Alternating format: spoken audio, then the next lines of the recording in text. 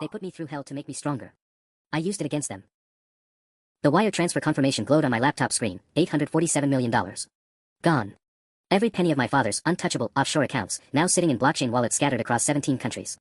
I took a sip of the expensive scotch from his private collection, the 1952 Macallan he said I'd never be worthy to taste, and watched the news ticker scroll across my second monitor. Meridian Industries stock plummets 89% amid SEC investigation. My phone buzzed. Dad calling for the 14th time in 2 hours. I let it ring. 3 months ago, I was still that pathetic kid hiding in the closet, recording my parents' dinner conversation through the heating vent. That's when I heard Mom laugh, actually laugh, while telling Dad about Dr. Hensley's latest report on my progress. 17 years of military academies, survival camps, and psychological conditioning, she'd said, cutting her prime rib with surgical precision. And Marcus still thinks he's going to inherit everything. The poor broken thing actually believes we're making him stronger. Dad's response was worse than her laughter. The boy served his purpose. Every board member, every investor, they all see us as devoted parents who tried everything to fix our damaged son. When we announce Charlotte as successor, no one will question it. They'll pity us. Charlotte. My golden child sister who'd spent her childhood in Swiss boarding schools and summer camps in the Hamptons while I was eating grubs in some godforsaken wilderness program in Utah, learning to start fires with flint while drill sergeants screamed about my weak bloodline. The psychological conditioning was brilliant, Mom had continued.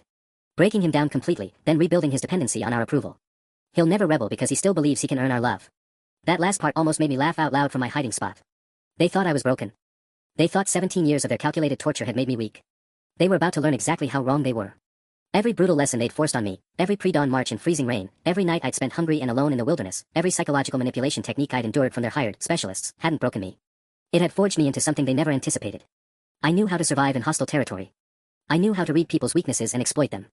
I knew how to stay calm under pressure, how to plan operations with military precision, and most importantly, I knew how to think like them. Because for 17 years, I'd been studying the most ruthless predators of all, my own parents. The wire transfers were just the beginning. Their business empire, built on tax evasion, bribes to foreign officials, and illegal arms sales disguised as security consulting, was about to come crashing down. And I had every receipt, every encrypted communication, every piece of evidence needed to bury them. My laptop chimed with another confirmation. The files I'd compiled over the past 3 months were now in the hands of federal prosecutors, the IRS, and 3 different international criminal tribunals. I'd learned patience in those survival camps. I'd learned strategy at military school. I'd learned to hide my true thoughts during years of psychological evaluation. Most importantly, I'd learned that the strongest weapon isn't strength at all, it's letting your enemies think they've already won. My phone buzzed again. This time it was Charlotte. I smiled and answered on the first ring. Hello, sister. Marcus, what the hell is happening? Charlotte's voice cracked through the phone, all her usual composure gone. The FBI just showed up at my apartment.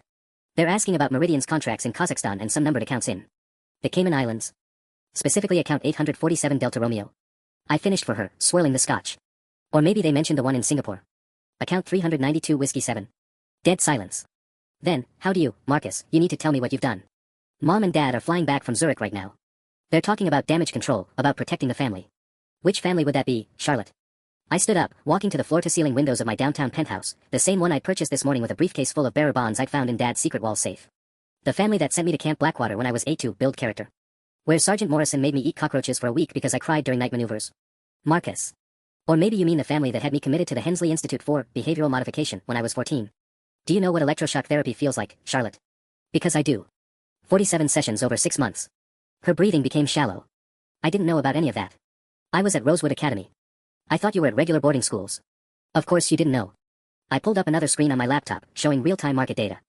Meridian stock had now lost 94% of its value. You were too busy being groomed as the perfect heir while they were systematically destroying my psyche to ensure I'd never be competition. That's not, we can fix this, Marcus. Whatever you've done, we can make it right. The lawyers are already. Already what? Trying to unfreeze assets that no longer exist. Looking for hidden accounts in banks that received anonymous tips about money laundering 3 hours ago. I laughed, and even I was surprised by how cold it sounded. Charlotte, I spent last summer at advanced tactical training in Colorado. Know what they taught me? Information warfare. Digital forensics. How to track and eliminate every possible avenue of enemy retreat. Enemy. Marcus, we're your family. No. I sat back down, opening another encrypted folder on my desktop. Family doesn't send private military contractors to drag their 8-year-old son out of bed at 3 a.m. for emergency survival training in the Montana wilderness. Family doesn't hire psychologists to experiment with isolation torture techniques on their own child. Through the phone, I heard muffled voices in the background. Then Charlotte again, whisper urgent, they're here. Mom and Dad just walked in. Marcus, please, just tell me, can this be stopped? Can we make some kind of deal? I pulled up the final files, bank records showing years of illegal campaign contributions, shipping manifests for weapons sent to embargoed nations, transcripts of recorded calls between Dad and 3 different cartel leaders discussing security services. Put Dad on the phone. What? You heard me. Put our father on the phone. It's time for a family meeting. More muffled voices, then the sound of the phone changing hands. When Dad's voice came through, it carried that familiar tone of controlled authority that used to make my stomach clench with fear. Son, I think it's time we talked. For 17 years, that voice had been the sound of impending punishment, of disappointment, of another lesson that would leave me broken and desperate for their approval. Now it just sounded like the voice of a man who'd finally realized he'd created his own destroyer. Hello, Dad. Yes, I think it's time we talked too. Marcus. Dad's voice carried that familiar steel, but I could hear the hairline crack underneath. I'm going to give you one chance to explain yourself before this goes too far. Too far. I pulled up the live feed from the security cameras I'd hacked in their Beacon Hill mansion 3 weeks ago. You mean like when you sent me to Dr. Reginald Voss for advanced psychological reconditioning when I was 15? The same Dr. Voss who lost his medical license 2 years later for conducting illegal human experimentation. Silence. Then Mom's voice in the background, he can't possibly have. The transcripts of every session, Mother. Including the ones where you specifically requested he use enhanced stress positions and controlled sensory deprivation. Yes, I have those. Along with the invoices showing you paid him $340,000 over 18 months to, and I quote, ensure complete psychological dependence and eliminate autonomous thinking patterns. Dad cleared his throat. Son, you're upset. I understand. Perhaps we've been overzealous in preparing you for the responsibilities that come with our name. But this destruction you're causing, it hurts innocent people. Our employees, their families. Employees like Janet Morrison in accounting. The one you've been forcing to launder money through fake charitable foundations for the past 6 years. Or maybe you mean regional manager David Chen, who's been trafficking military-grade surveillance equipment to the Myanmar junta using Meridian shipping containers. I heard Charlotte gasp. That's not possible. Our company does infrastructure development. Infrastructure. I laughed, pulling up shipping manifests on my screen. Is that what we're calling the $47 million in weapons-grade chemical precursors we sold to General Nazir's forces last year? Because the UN War Crimes Tribunal has some very specific questions about that infrastructure, Charlotte. Dad's voice sharpened. How did you access those files? Those servers are air-gapped, behind military-grade encryption. Remember Kestrel Academy's advanced cybersecurity program? The one you enrolled me in when I was 16 because you thought it would discipline my mind. Turns out they taught us some very interesting things about social engineering and network penetration. Who knew that the IT administrator you hired, Kevin Martinez, has a gambling addiction and 3 kids in private school he can barely afford? The silence stretched for nearly 30 seconds. I could practically hear the gears turning in Dad's head, calculating damage, assessing options. What do you want? His voice had lost all pretense of paternal authority. Want? I stood up again, walking to my laptop. With a few keystrokes, I initiated the next phase. I don't want anything, Dad. I already have everything. But since you asked, I'm curious about one thing. What? Did you ever love me? Even once? Or was I always just a test subject for your character-building experiments? Mom's voice cut in, sharp and desperate. Marcus, of course we love you. Everything we did was to make you strong enough to handle this world. Strong enough, or broken enough? I interrupted. Because I found Dr. Hensley's real reports. Not the sanitized versions you were shown. The ones where he documented severe psychological trauma, where he recommended immediate cessation of your training programs, where he wrote, and I memorized this part, subject exhibits signs of complex PTSD but has developed extraordinary adaptive mechanisms. Continued pressure may result in complete systemic collapse or dangerous radicalization. I paused, letting that sink in. Guess which one happened, Mother? My phone buzzed with an encrypted message from my contact at the Department of Justice, Federal Marshals dispatched. 23 minutes out. I smiled. You have 22 minutes to say goodbye to that house. I'd recommend taking only what you can carry. The line went silent for exactly 47 seconds, I counted, a habit from Dr. Voss's timing exercises where every second of silence meant another hour in the sensory deprivation tank. 22 minutes until what? Dad's voice had dropped to barely a whisper. I pulled up the federal warrant database on my third monitor. Until federal marshals arrive with seizure orders for 1247, Beacon Hill Drive, the Martha's Vineyard compound, the Aspen Lodge, and that adorable little chateau in Provence you think I don't know about. That's impossible, Mom snapped, but her voice cracked on the last syllable. Judge Morrison is our. Judge Morrison recused himself this morning after receiving an anonymous tip about the $2.3 million in consulting fees Meridian paid to his son's law firm. His replacement, Judge Patricia Nakamura, signed the warrants at 3:47 p.m. She seemed particularly interested in the evidence regarding those arms sales to Somalia. Charlotte's voice, barely audible. Marcus, the trust funds, my college fund, the foundation accounts. Frozen as of an hour ago. Every asset connected to Meridian Industries or the Hamilton family name is now under federal investigation. I opened another window, showing real-time account balances, all zeros. Though I did leave you something, Charlotte. What? Your Rosewood Academy tuition records. For years at $68,000 annually while I was eating military rations in wilderness rehabilitation programs. Tennis lessons, European art tours, a personal writing instructor. My finger hovered over another key. I've arranged for copies to be delivered to every major news outlet tomorrow morning, along with a detailed timeline comparing your educational experiences to my psychological conditioning schedule. Dad's breathing became audible. Son, you need to understand, the government contracts alone employ over 3,000 people. If Meridian collapses, entire communities will be free from an organization that's been poisoning groundwater in 7 states to avoid EPA compliance costs, I finished. The cleanup fund I've established using your offshore money should cover most of the environmental restoration. What's left goes to victim compensation. I heard something crash in the background, probably Dad throwing one of his crystal decanters. You self-righteous little sociopath, he snarled, the mask finally slipping completely. Do you think destroying us makes you noble?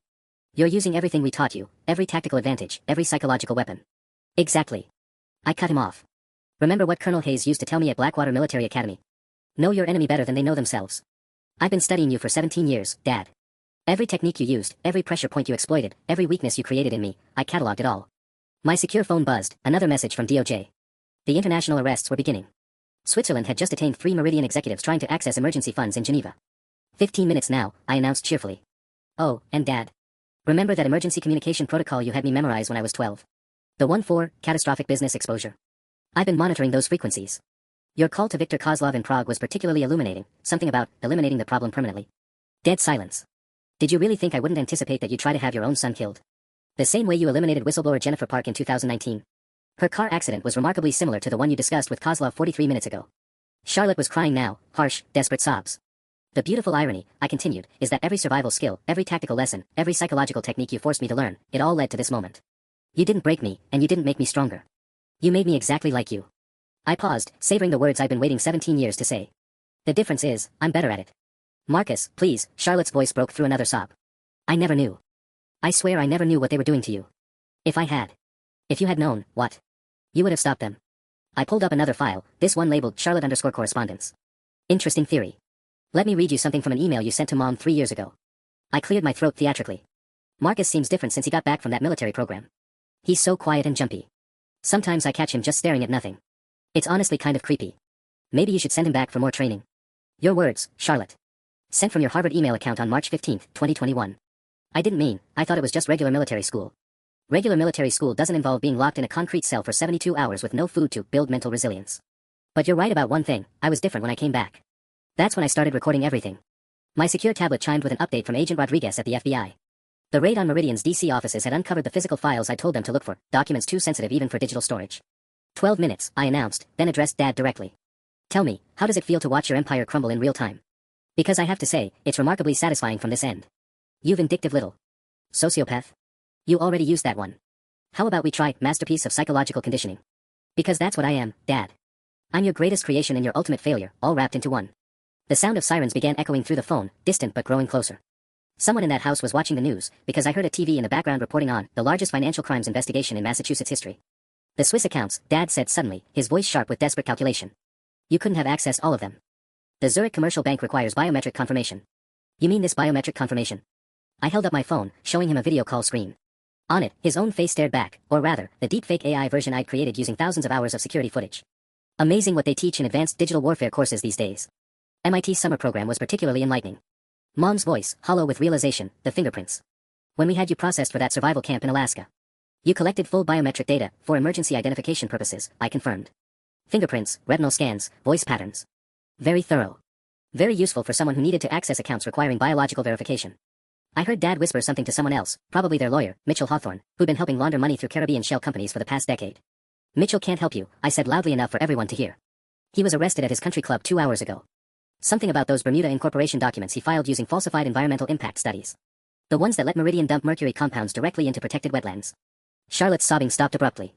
Mercury compounds? Marcus, bats, children live near those wetlands.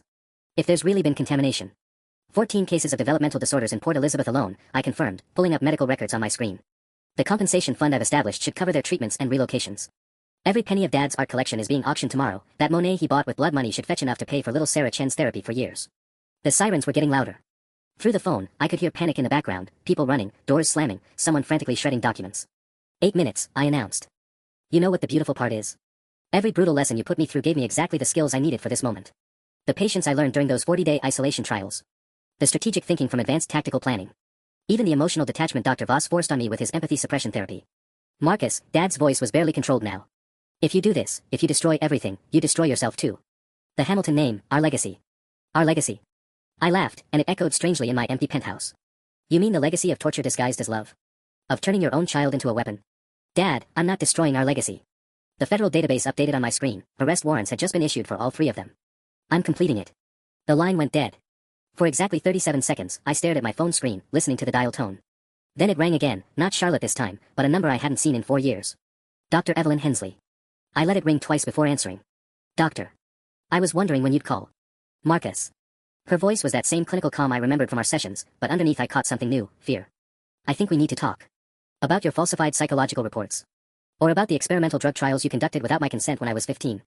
I pulled up her file on my laptop. I'd been saving this conversation for dessert. Ketamine, wasn't it? Mixed with some kind of memory suppressant. Very cutting edge for 2020. The treatments were necessary. You were exhibiting signs of severe. The treatments were illegal human experimentation funded by a Defense Department black budget, I interrupted. Project Mind Bridge. I found the contracts, Dr. Hensley. All $4.7 million worth.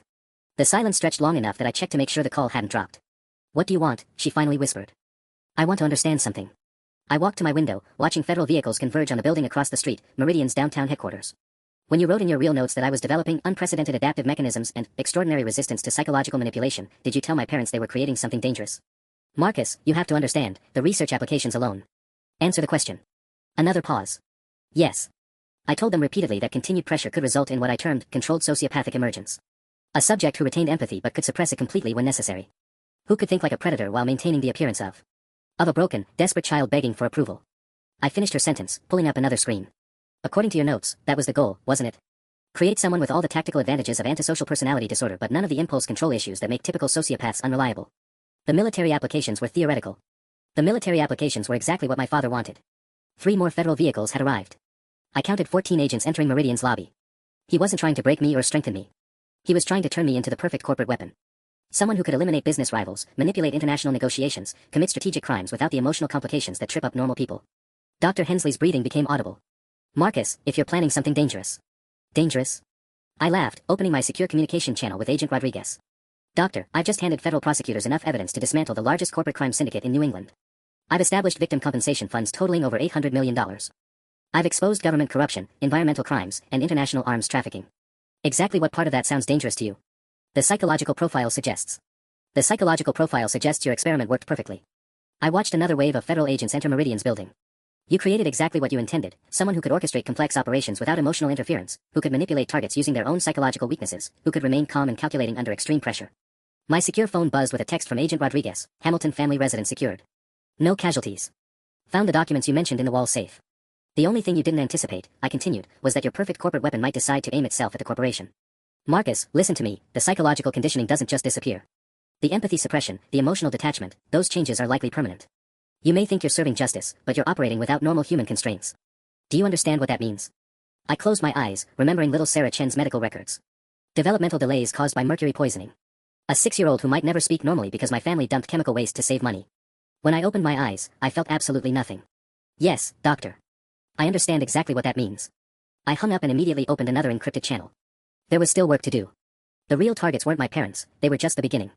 For 17 years, they'd connected me to a network of people just like them. Military contractors who ran illegal training programs. Doctors who conducted human experiments. Government officials who looked the other way for the right price. Every person who'd participated in my character building was about to learn what character really looked like. I opened my laptop and began typing the next phase. My fingers moved across the keyboard with mechanical precision, pulling up surveillance footage from 17 different locations simultaneously. Every academy, every treatment facility, every godforsaken wilderness camp that had shaped me into this moment, I'd been monitoring them all for months. The irony wasn't lost on me that I was using skills learned at the Federal Strategic Intelligence Program, another one of Dad's character-building exercises when I was 16, to systematically dismantle the entire network that created me. Camp Blackwater, currently housing 43 children between ages 8 and 17. Director James Morrison still using enhanced interrogation techniques disguised as survival training. The same man who'd made me dig my own grave at age 9, then buried me alive for 6 hours to teach self-reliance. My phone rang. FBI agent Sarah Rodriguez. Marcus, we've got a problem. Define problem. I pulled up real-time financial markets. Meridian's collapse was creating ripple effects across 3 different sectors. Good. Your parents aren't at the Beacon Hill house. The marshals found evidence they left approximately 40 minutes ago. Private jet filed a flight plan to a non-extradition country. But that's not the main issue. I stopped typing. What's the main issue? We found additional files in their safe. Financial records showing payments to someone called The Cleanser, $2.3 million over the past 6 months, with the most recent payment yesterday morning. The Cleanser. I'd heard that designation exactly once, whispered between 2 Meridian board members during a meeting I'd recorded 3 weeks ago. Someone who specialized in permanent solutions to family problems. Agent Rodriguez, I need you to trace those payments. Now. Already working on it, but Marcus, the timing suggests they activated this person after you started moving their money. This isn't about business damage control anymore. I minimized the surveillance windows and opened my personal security protocols. Facial recognition, motion sensors, thermal imaging, all the countermeasures I'd installed after learning electronic warfare at Fort Braxton's Youth Leadership Academy. Another of Dad's gifts. How long do you estimate I have? Unknown. But Marcus, there's something else. We found communications between your father and Colonel Hayes from Blackwater Military Academy. Recent communications. Colonel Hayes. The man who'd spent 2 years teaching me that emotional attachment is tactical weakness and family loyalty is a luxury real soldiers can't afford. I'd learned to field strip an assault rifle in under 90 seconds because he withheld food until I could do it blindfolded. What kind of communications? Hayes has been running a private military contracting firm since leaving Blackwater. His company just received a $500,000 retainer from an account in the Cayman Islands. Payment authorized 12 hours ago. My blood turned to ice water, not from fear, but from the sudden, crystal clear understanding that this had always been the plan. Not just my psychological conditioning, but my elimination when I was no longer useful. Agent Rodriguez, I need to relocate immediately. How many men would Hayes typically deploy for this kind of operation? Based on his company's staffing records. Anywhere from 4 to 12 operators. Marcus, we can provide federal protection. No. I was already moving, grabbing the go bag I prepared months ago. Cash, fake identification, encrypted devices, weapons. Federal protection assumes this is about legal justice. This is about 17 years of strategic planning. Hayes knows exactly how federal protection works because he taught me to circumvent it at age 14. I opened my laptop's final protocol, the one I'd hoped never to use. Complete data purge and network security activation. Every piece of evidence I'd collected, every financial record, every communication intercept, was being simultaneously uploaded to 14 different news organizations and 7 international law enforcement agencies. If they wanted to eliminate me, they'd have to do it knowing that my death would trigger the release of everything. Including the files I'd saved for last, detailed records of every child who died in their character-building programs over the past 20 years. 8 children. 8 families who'd been paid settlements and made to sign non-disclosure agreements about their sons and daughters who'd suffered tragic accidents during routine training exercises. My phone buzzed with a text from an unknown number. You have something that belongs to us. Return it, and this ends quietly. I smiled, recognizing the phrasing. Classic Hayes psychological warfare, make the target think they have a choice when the outcome is already decided. I typed back, Colonel, you taught me better than that. See you soon. Then I powered down my phone, grabbed my gear, and headed for the emergency exit I'd installed 3 months ago. Time to find out if 17 years of hell had actually made me stronger, or if it had simply made me dangerous enough to survive what came next. The real test was just beginning. The emergency exit I'd installed led to a maintenance tunnel connecting to the parking garage 3 buildings away. As I crawled through the narrow concrete passage, my secure tablet vibrated with an encrypted message from Agent Rodriguez. Thermal imaging detected 4 vehicles converging on your building. Professional formation. Military precision. Hayes was moving faster than expected. I emerged in the sub-basement of 1247 Financial Plaza and immediately activated the motorcycle I'd stashed there, a modified Kawasaki Ninja with GPS scramblers and a license plate that cycled through 12 different registrations every 30 seconds. Another skill courtesy of Advanced Technical Operations training at Riverside Military Institute when I was 15. My earpiece crackled to life. Mongoose, this is Control. Package has left the nest. Repeat, package has left the nest. Mongoose. That was Hayes' old call sign from his Army Ranger days. They were using military communications protocols, which meant they had surveillance on all civilian frequencies. Fortunately, I'd learned to monitor those same frequencies during electronic warfare training. I guided the bike through Boston's underground tunnel system, following routes I'd memorized during those urban survival exercises where Hayes had abandoned me in different cities with no money and orders to return to base within 72 hours. What was supposed to break my spirit had instead taught me to think like prey being hunted by apex predators. My tablet pinged with an update from the automated monitoring system I'd established. Charlotte was attempting to access a safety deposit box at First National, one of 17 locations where my parents had stashed emergency resources. The account had been frozen, but her attempt triggered facial recognition at the bank. More interesting was the second ping. Dr. Hensley had just purchased a one-way ticket to Prague, departing from Logan Airport in 90 minutes. The same Prague where Viktor Kozlov, my parents' assassination specialist, maintained his base of operations. They weren't just trying to eliminate me. They were evacuating the entire network. I stopped the motorcycle in an abandoned warehouse in South Boston, another location I'd prepared months ago. Inside were servers, communication equipment, and enough supplies to run a small military operation. The building officially belonged to a shell company owned by a shell company owned by Hamilton Industries, which meant it was the last place they'd look for me. My secure phone buzzed with an incoming call from a number I recognized but hadn't seen in 3 years, Tony Castellanos, former Marine sniper turned private security contractor. We'd met during crisis management training at Fort Braxton, where he'd been hired to teach 17-year-olds tactical shooting under pressure. Marcus. Jesus Christ, kid, what have you done? Tony. I activated the warehouse's defense systems while keeping the phone pressed to my ear. Let me guess, Hayes offered you a contract. $50,000 to track you down. Said you'd stolen classified military assets and gone rogue. His voice was tight with concern. Marcus, I've been monitoring federal communications. The FBI has arrest warrants for your parents. This isn't about stolen assets. No, it's about 17 years of systematic torture disguised as military training. Did Hayes mention that part when he briefed you? Long pause. He said you'd been psychologically compromised. That the family had tried everything to help you, but the conditioning programs had made you unstable. I pulled up surveillance footage from Camp Blackwater on my monitors, showing Hayes forcing 12-year-old recruits to fight each other for food rations. Tony, I'm sending you something. Watch it, then decide if you want that $50,000. While the video uploaded, I checked my other monitoring systems. Federal agents were searching my penthouse but finding only the evidence I wanted them to find. The real archives were stored in 7 different locations across 4 countries, accessible only through biometric scanners programmed with my DNA signature. My tablet chimed with financial updates. The victim compensation funds I'd established were already processing payments to families affected by Meridian's environmental crimes. Sarah Chen's medical treatment account showed its first deposit, $1.2 million, enough for experimental therapies that might reverse some of the mercury damage. For exactly 4 seconds, I felt something that might have been satisfaction. Then my warehouse's perimeter alarms activated. 3 vehicles approaching from different directions, coordinated timing, blackout protocols. Hayes had found me faster than anticipated. Tony's voice came back through my earpiece, hollow with shock. Jesus Christ, Marcus. That footage, those are children. Hayes is torturing children. Were you planning to take that contract, Tony? Fuck no. Kid, how many others are out there? How many kids are still in those programs? I checked my surveillance feeds one more time. 43 children currently in prison at facilities across 12 states, all being subjected to the same character building that had forged me into this moment. Tony, I need a favor. And when this is over, I'm going to need someone I can trust to help shut down every last one of these camps. Outside, tactical boots were moving across gravel with military precision. Time to discover if I was the weapon they'd created, or something else entirely. The warehouse's motion sensors painted a tactical picture on my screens, 8 heat signatures moving in coordinated formation. Hayes had brought more operators than Agent Rodriguez estimated. Professional spacing, overlapping fields of fire, textbook urban assault positioning. I activated my countermeasures and spoke into my headset. Tony, I need you to patch into the Federal Emergency Frequency 847.225 and relay coordinates 42.3221 degrees north, 71.0589 degrees west. Tell them Mongoose is here with a full tactical team. On it. Marcus, how long can you hold position? Through my external cameras, I watched Hayes himself step out of the lead vehicle. Even after 4 years, that silhouette was burned into my memory, the man who'd made me crawl through sewage pipes at midnight because I'd shown excessive emotional attachment to a fellow recruit who'd been hospitalized with pneumonia. Long enough, I replied, then switched to external speakers. Colonel Hayes. Punctual as always. His voice echoed across the warehouse yard, amplified by the same military-grade communication system I'd learned to operate at age 13. Marcus Hamilton. You've caused considerable problems for people who invested a lot of resources in your development. I pulled up real-time financial feeds on my secondary monitor. Meridian's collapse was accelerating, stock now down 97%, trading suspended, 3 major pension funds caught in the devastation. The environmental cleanup costs alone would bankrupt 2 subsidiary companies. Those people tortured children for profit, Colonel. I'd say the problems are proportional to the crimes. You think this is about justice? Hayes moved closer to the building, his team maintaining perfect formation. Son, this is about containment. You were designed for a specific purpose, corporate asset protection and rival elimination. When assets malfunction, they get recalled. My tablet pinged with an update from Agent Rodriguez, Federal Response Team 8 minutes out. Hold position. 8 minutes. In urban warfare training, Hayes had taught me that 8 minutes was enough time to clear a building twice this size. Designed, I repeated, activating the warehouse's internal defense systems. Interesting choice of words, Colonel. Tell me, what was the acceptable casualty rate for your character building programs? Because I found mortality records going back 15 years. Acceptable losses in pursuit of strategic objectives. You of all people should understand, emotional attachment is tactical weakness. Through my cameras, I watched him signal his team. Standard breach formation, multiple entry points, coordinated timing.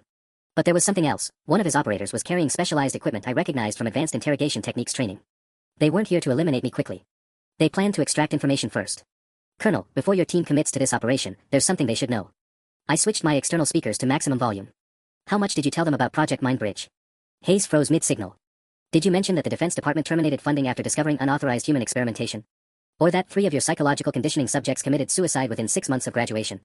I heard one of his operators speak into their comm system, a question, probably asking for clarification. Marcus Hamilton was designated Subject 07, I continued, now addressing his entire team. The only survivor of 17 years of systematic torture designed to create what Dr. Evelyn Hensley termed a perfect corporate weapon. Every technique used, every psychological break engineered, every trauma inflicted, it was all documented as experimental research. My secure phone vibrated with a text from Tony, Federal Response Team diverted to active shooter situation downtown. Estimated response time now 22 minutes. 22 minutes. I opened my final contingency file, complete tactical profiles of Hayes and each of his team members, compiled from military records, psychological evaluations, and personal surveillance I'd conducted over the past 3 months. Their families, their weaknesses, their pressure points. Everything they'd taught me about psychological warfare. Colonel Hayes, I announced over the speakers. Would you like me to tell Operator Martinez about his daughter Sophia's private school admissions interview next week? Or should I start with Operator Johnson's mother's cancer treatment schedule? The tactical formation wavered. Professional soldiers could handle direct threats, but threatening their families was a different kind of warfare entirely. You see, gentlemen, that's what 17 years of character building actually teaches you, how to identify what people care about most, and how to use it against them. Hayes' voice cut through the night, sharp with genuine anger. Stand down, Marcus. You're becoming exactly what we tried to prevent. No, Colonel, I replied, watching his thermal signature shift into an aggressive stance. I'm becoming exactly what you created. The first flashbang detonated against my outer wall 3 seconds later. The flashbang's concussion rattled my teeth, but the warehouse's reinforced construction absorbed most of the impact. Through my thermal imaging, I watched Hayes' team execute their breach, textbook perfect, exactly like he drilled into me during those midnight exercises at Fort Braxton. The difference was, I'd had 3 months to prepare this battlefield. I triggered the first offensive measure, industrial-grade strobe lights synchronized with high-frequency audio pulses. The same sensory disruption techniques Dr. Voss had used on me during concentration enhancement therapy, now weaponized against my attackers. Contact front, someone shouted, Operator Martinez, based on the voice pattern analysis running on my tablet. He had a 7-year-old daughter named Sophia who played violin and collected stuffed elephants. His psychological profile indicated extreme protective instincts regarding children. Perfect. Martinez. I called over the chaos, activating speakers positioned throughout the warehouse. I'm uploading something to your tactical display. Footage from Camp Blackwater, dated 18 months ago. Your daughter's age demographic. Through my cameras, I watched him hesitate mid-advance. The footage I transmitted showed Hayes forcing children Sophia's age to fight each other for food rations, documenting their psychological breaks for research purposes. Martinez's thermal signature stopped moving entirely. Keep advancing, Hayes barked over their comm system. Subject is using psychological warfare. Maintain operational focus. But the damage was done. When soldiers start questioning their mission parameters mid-operation, tactical cohesion breaks down. Hayes had taught me that himself during advanced leadership training when I was 16. My tablet chimed with an encrypted message from Agent Rodriguez, air support redirected to your location. Tactical response team commandeering local units. Hold position 17 more minutes. 17 minutes. The same amount of time Hayes had once made me hang from a cliff face by my fingertips because I'd shown weakness by asking about a fellow recruit who disappeared during night maneuvers. I activated my second defensive layer, the warehouse's industrial ventilation system, now pumping concentrated capsaicin, military-grade pepper spray in aerosol form. Not lethal, but enough to severely degrade combat effectiveness. Chemical agent deployed. Operator Johnson's voice, distorted by his gas mask. His mother Patricia was 73, undergoing chemotherapy at Mass General. Her treatment schedule was Tuesday and Friday mornings, when she was most vulnerable. Johnson, your mother's oncologist is Dr. Rebecca Chen, daughter of the family my parents poisoned with mercury compounds. Small world, isn't it? His thermal signature faltered. Hayes' voice cut through the tactical chatter, cold with recognition. He's breaking down our operational psychology. Switch to nonverbal communications. Execute Omega Protocol. Omega Protocol. I remembered that designation from crisis response training, total elimination of target and all associated evidence. No capture, no interrogation, no loose ends. They'd stopped trying to extract information from me. My secure phone buzzed with a priority alert from the automated monitoring system I'd established. Dr. Hensley's flight to Prague had just been delayed. Federal agents had intercepted her at Logan Airport with a warrant I'd arranged through Agent Rodriguez's channels. But there was a second alert. Victor Kozlov had just landed at a private airfield in New Hampshire, 47 minutes ago. The same airfield Meridian used for confidential business transportation. My parents hadn't fled to a non-extradition country. They'd brought in additional assets. Through my external cameras, I spotted new thermal signatures approaching from the east, 3 more vehicles, different tactical formation, professional spacing that suggested military training beyond Hayes' standard operators. Kozlov had brought his own team. I was no longer dealing with a containment operation run by my former instructor. This had escalated into a full-scale elimination protocol managed by international specialists. Tony, I spoke into my headset, watching the new arrivals coordinate with Hayes' position. Change of plans. I need you to contact Agent Rodriguez directly. Tell her Kozlov is active on domestic soil with a foreign tactical team. This just became a national security issue. Copy that. Marcus, how many hostiles total? I counted thermal signatures on my display, Hayes 8 operators, plus 7 new arrivals with Kozlov's signature discipline and equipment profiles. 15 professionals, 2 different command structures, unknown coordination protocols. I started activating the warehouse's final defensive measures, systems I'd hoped never to use. Tony, if this goes wrong, make sure the victim compensation funds reach those families. The access codes are. You're not dying in some goddamn warehouse, kid. Federal air support is 12 minutes out. 12 minutes against 15 professional killers who've been trained by some of the same programs that created me. I opened my laptop's final protocol and began typing the message that would release everything, every document, every recording, every piece of evidence about the network of torture facilities masquerading as character-building programs.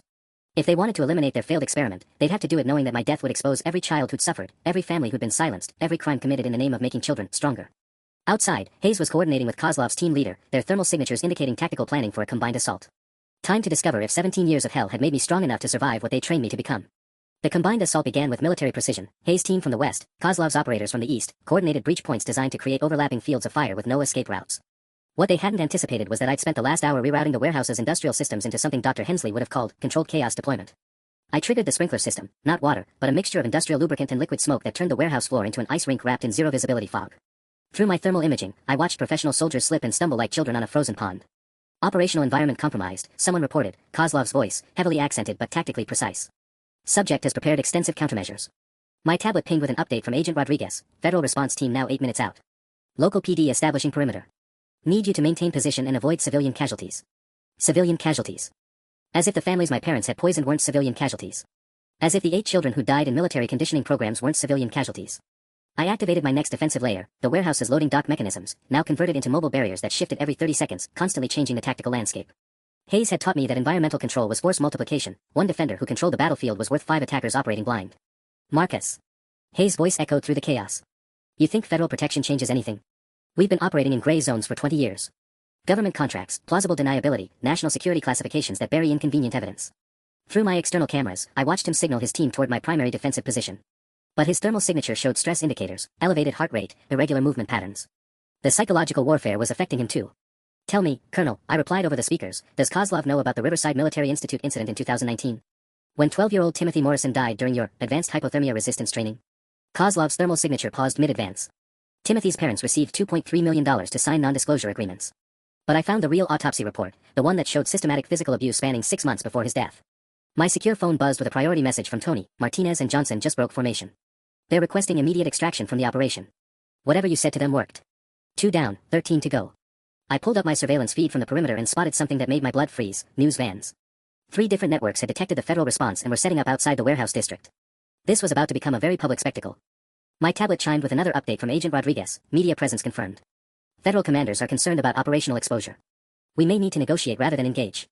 Negotiate. With people who'd spent 17 years turning children into weapons. I opened my final contingency file, the one labeled nuclear option, and began uploading terabytes of evidence to every major news network simultaneously. Not just financial crimes or environmental violations, but the classified military documents showing how Defense Department black budgets had funded illegal human experimentation on American children. Colonel Hayes, I announced over the speakers, watching federal helicopters appear on my thermal displays. In approximately 6 minutes, federal agents are going to surround this facility. In approximately 4 minutes, every major news network is going to receive documentation proving that Camp Blackwater, Riverside Military Institute, and 7 other facilities have been conducting human experiments under military contracts. The tactical chatter on their communication channels went silent. You have 3 minutes to decide, surrender to federal custody and face trial, or resist arrest and guarantee that every parent in America sees footage of what you did to their children. Through my cameras, I watched Kozlov and Hayes conferring in urgent whispers. My phone rang. Agent Rodriguez. Marcus, we have a problem. Marcus, we have a problem. Agent Rodriguez's voice carried a tension I hadn't heard before. Through my thermal imaging, I watched federal helicopters circling the warehouse perimeter while Hayes and Kozlov's teams maintained their positions in a toxic fog. Define problem, I said, keeping one eye on my upload progress. 63% complete, the classified files were almost fully transmitted to all major networks. We just intercepted communications from a 4th party. Someone calling themselves Architect has been monitoring this entire operation. Marcus, they're not here to help your parents or stop you, they're here to eliminate everyone involved, including federal agents. My fingers stopped moving across the keyboard. Architect. The signature matches communications we've been tracking for 18 months. High-level military intelligence, possibly CIA or DIA. Someone with access to satellite surveillance and tactical assets we can't identify. Through my external cameras, I spotted new thermal signatures approaching from the north, vehicles moving in formation that screamed government black ops. Not rescue. Not reinforcement. Cleanup crew. How many? I asked, already knowing I wouldn't like the answer. 12 vehicles, approximately 40 personnel, equipment signatures suggesting heavy weapons and electronic warfare capabilities. Rodriguez's voice dropped to barely above a whisper. Marcus, our own command just ordered us to maintain perimeter and let this resolve internally. Someone with serious federal authority wants this situation buried. The upload progress bar hit 78%, then suddenly stopped. Network connection terminated. All external communications severed except for my secure line with Rodriguez. Electronic warfare package deployed, I announced to Hayes and Kozlov over the speakers. Congratulations, gentlemen, we've all just become loose ends. Hayes' voice crackled through the warehouse's emergency frequency. Marcus, I'm calling temporary ceasefire. We need to talk. For the first time in 17 years, Colonel Hayes sounded genuinely afraid. I activated my internal speakers. 2 minutes, Colonel. Then the electronic warfare team out there starts eliminating witnesses.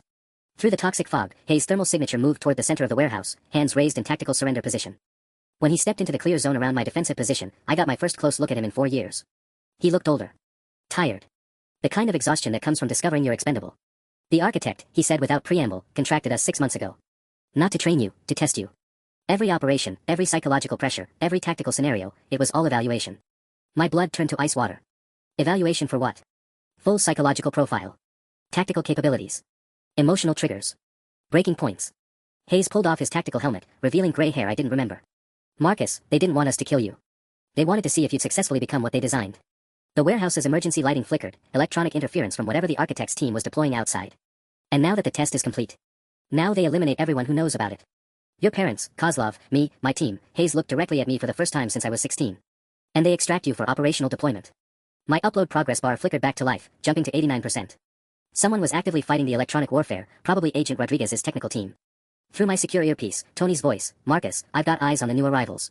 These aren't military contractors, this is full government black ops. License plates traced to Defense Intelligence Agency. Defense Intelligence Agency. The same organization that had originally funded Project Mindbridge before officially terminating it for ethical violations. They hadn't terminated the project. They'd moved it off the books. Colonel, I said, watching my thermal displays show the Architect's team establishing a containment perimeter around the entire warehouse district, it appears we have mutual interests in survival. Hayes nodded grimly. 17 years of systematic conditioning, and they never planned for you to return to civilian life. You were always meant to be an asset. My upload hit 94%. Whatever happened next, the evidence would survive. Outside, the real enemy was moving into position. Time to discover if their perfect weapon could turn against its creators. My upload progress hit 96% when the warehouse's power grid died completely. Emergency lighting flickered once, then darkness swallowed everything except the green glow of my thermal displays. Electronic pulse deployed, Hayes muttered, checking his dead radio. They're isolating the entire operational zone. Through my thermal imaging, I watched the architects' team complete their containment circle, 43 heat signatures now surrounding the warehouse district in perfect tactical formation. Professional spacing, overlapping fields of fire, no escape routes. But there was something else on my displays that made my chest tighten with recognition. Colonel, how many children are currently enrolled in active conditioning programs? Hayes looked at me sharply. Why? Because thermal imaging shows 17 heat signatures that are too small to be adult operators. I pointed at my screen, where smaller forms were being unloaded from 3 separate vehicles. The architect brought test subjects. The implication hit Hayes like a physical blow. Jesus Christ. They're running real-time psychological evaluation. Showing the subjects what happens to assets who malfunction. My secure earpiece crackled with Agent Rodriguez's voice, barely audible through electronic interference. Marcus, Federal Command, ordered full withdrawal, you're on your own. The line went dead.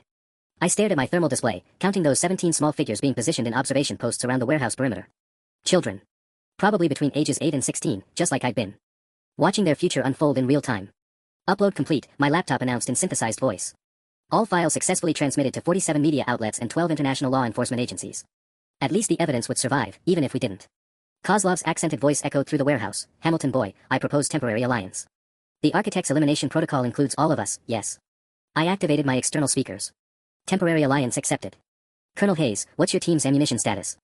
Sufficient for defensive operations, but those aren't regular military outside. Electronic signatures suggest advanced warfare capabilities, probably next-generation tactical gear. My tablet pinged with one final message from Agent Rodriguez, transmitted before the blackout, architect identified. General Patricia Morrison, Defense Intelligence Agency. Officially retired 2021. Unofficially running Project Mindbridge continuation under private contracts. Morrison. As in Sergeant Morrison from Camp Blackwater, the man who'd buried me alive at age 9. His sister had been watching this entire program for decades. The family business of breaking children and rebuilding them as weapons. I pulled up building schematics on my laptop's emergency power. The warehouse connected to Boston's old subway tunnels through maintenance passages installed during World War II. But those passages would be monitored now, probably mined with electronic sensors. Unless I used the one route they couldn't predict, the route that required surviving something no rational person would attempt. Colonel, does your team still have the underwater breathing apparatus from maritime training? Hayes' thermal signature turned toward me. Emergency rebreathers, yes. But Marcus, the nearest water access is the Charles River, through storm drainage tunnels that flood completely during high tide. I checked my watch, 11:47 p.m. High tide in 17 minutes. Kozlov's voice carried genuine admiration. You would drown us all to escape. I would use every lesson you taught me about surviving impossible situations.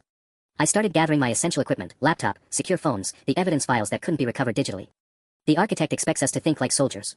Time to think like the broken child they created. Outside, spotlights blazed to life, turning the warehouse district into a tactical theater. General Morrison's voice echoed through military-grade speakers. Subject 07, you have 60 seconds to surrender for extraction. Resistance will result in termination of all associated personnel. I looked at Hayes, then at Kozlov's position in the thermal fog. Gentlemen, 17 years ago they tried to teach me that drowning was preferable to capture. Tonight, we find out if they were right. The storm drains beckoned in the darkness below. The storm drainage tunnel was exactly as horrifying as I remembered from the emergency aquatic survival training they'd forced on me at age 14. Freezing water rushing through concrete passages barely wide enough for a human body, with tide levels that could shift from ankle deep to completely submerged in minutes. Hayes went first, his rebreather hissing in the darkness. Kozlov followed, muttering what sounded like Russian prayers. I came last, sealing the maintenance hatch behind us just as General Morrison's tactical lights swept across the warehouse roof. 60 meters to the river junction, I called through the comm system, checking my waterproof tablet. The tide was rising faster than predicted. We had maybe 12 minutes before these tunnels became death traps. Hayes' voice crackled back. Marcus, how did you know about this route? Because they made me memorize every emergency escape path in Boston during urban evasion training. Then they flooded the practice tunnels to teach me what desperation felt like. The water was already up to my waist, flowing with enough force to knock a grown man off his feet. They never imagined I'd use it against them. My tablet pinged with an encrypted message that somehow penetrated the electronic warfare above us. Tony here. Rodriguez got your evidence files to federal prosecutors in D.C. before the blackout. General Morrison's operation is about to become very public. But there was a second message that made my stomach clench. Warehouse district evacuated. Morrison told media there's a gas leak. She's buying time to clean up loose ends. Those 17 children on my thermal display, test subjects watching their potential future, were about to become casualties of a training exercise that officially never happened. Change of plans, I announced to Hayes and Kozlov as we reached the first junction. The water was chest deep now, flowing fast enough to require constant bracing against the tunnel walls. We're not just escaping. We're going back. Back. Kozlov's accent became thicker under stress. Boy, Morrison has 40 operators and advanced tactical gear. We have 3 rebreathers and whatever ammunition survived the flooding. Morrison has 40 operators who've never faced someone trained by her own program. I pulled up building schematics on my tablet, cross-referencing them with the tunnel system. Every psychological technique, every tactical doctrine, every strategic principle, I learned it from people she recruited. Hayes was silent for 30 seconds, just the sound of rushing water and regulated breathing. Then, what's your operational objective? Extract the children. Document Morrison's program. Survive long enough for federal prosecutors to arrive with warrants. I checked my watch, 12:03 a.m. High tide in 4 minutes. And make sure the world sees what they've been doing to 8-year-olds in the name of national security. The tunnel began to curve upward. We were approaching the Charles River outflow, where the drainage system connected to the old subway maintenance network. If my calculations were correct, we'd emerge about 200 meters from Morrison's command position. Marcus, Hayes said as we climbed toward the surface access hatch, there's something you need to know about those children. They're not just test subjects. What do you mean? They're the next generation. Kids who've been in conditioning programs for the past 5 years. Morrison has been refining the techniques that were used on you. His voice carried something I'd never heard from him before, genuine remorse. Some of them are only 7 years old. 7 years old. The same age I'd been when this nightmare began. The hatch above us opened onto a storm grate 50 meters from Morrison's mobile command center, where thermal imaging showed those small figures still positioned as observers. Time to teach General Morrison what her perfect weapon looked like when it fought back. The storm grate opened directly beneath Morrison's command trailer. Through the metal slats, I could see her tactical boots and hear her coordinating the containment operation with clinical precision. The same voice that had authorized my electroshock therapy sessions, now ordering the elimination of witnesses. Hayes and Kozlov flanked me in the drainage tunnel, water still rushing past our ankles. Above us, those 17 small figures remained positioned around the perimeter, children who thought they were watching a training exercise, not knowing they were scheduled to disappear along with everyone else. General Morrison, I called through the grate, my voice carrying clearly in the cold night air. Subject 07 requesting permission to surrender. The tactical chatter above us stopped immediately. Morrison's boots approached the grate, and I heard the distinctive click of a sidearm being drawn. Subject 07, you will emerge slowly with hands visible. Any deviation from protocol will result in immediate termination. I smiled in the darkness. Even now, she was treating me like the broken child from her files instead of the weapon she'd created. Roger that, General. Emerging now. I climbed through the grate with theatrical submission, hands raised, shoulders slumped, the same defeated posture I'd perfected during 17 years of psychological conditioning. Morrison's operators converged on me with textbook precision while she watched from beside her command vehicle. What they didn't see was Hayes and Kozlov spreading out through the storm drainage network, positioning themselves beneath Morrison's entire operation using route-side map from my tablet. General Morrison, I said, keeping my voice respectfully quiet, I have information about compromised federal assets that requires immediate secure transmission. She studied me through night vision scopes, probably noting my submissive body language and compliant tone. Everything her psychological profile said would indicate successful reconditioning. Proceed, Subject 07. I reached slowly toward my jacket pocket, where my tablet was broadcasting a live video feed to 47 news outlets and recording everything for federal prosecutors. The compromised assets are 17 children currently positioned as training observers around this facility. I pulled out my tablet, showing thermal imaging of Morrison's entire operation. Children who are about to witness the execution of prisoners to complete their psychological conditioning. Morrison's expression shifted from clinical interest to recognition of tactical error. You see, General, you made one critical mistake in your program design. You taught me that protecting innocence was more important than following orders. Even your orders. Hayes and Kozlov struck simultaneously, flashbangs and tactical smoke erupting from storm grates positioned throughout Morrison's perimeter. 40 operators suddenly found themselves blind and disoriented while their targets disappeared into underground passages they'd never mapped. But I didn't move. I stood perfectly still in the chaos, tablet held high, broadcasting everything. This is Marcus Hamilton, I announced clearly for the live feed. For 17 years, the Defense Intelligence Agency has been conducting illegal human experimentation on American children through programs disguised as military academies. The evidence has been transmitted to federal prosecutors, international law enforcement, and every major news outlet. Morrison raised her sidearm, but paused when she realized that killing me on camera would confirm everything I just broadcast. The children positioned around this facility are survivors of that program. They deserve protection, not elimination. They deserve truth, not more lies disguised as training. Sirens began echoing across the warehouse district. Federal agents who'd received my evidence uploads were arriving with arrest warrants, congressional oversight committees, and enough media attention to make this disappear impossible. Morrison's tactical radio crackled with incoming orders, abort operation. Federal jurisdiction confirmed. All personnel withdraw immediately. But she kept her weapon trained on me, 17 years of investment refusing to accept defeat. Subject 07, she said quietly, you were designed to follow orders, not give them. I met her eyes directly for the first time since I was 9 years old. You were wrong about what you designed, General. You didn't create a weapon or a victim. You created someone strong enough to protect others from becoming either. The federal vehicles reached us 90 seconds later, but by then Morrison's operators were already surrendering. Hayes and Kozlov emerged from the storm drains with their hands raised, leading 17 confused but unharmed children towards safety.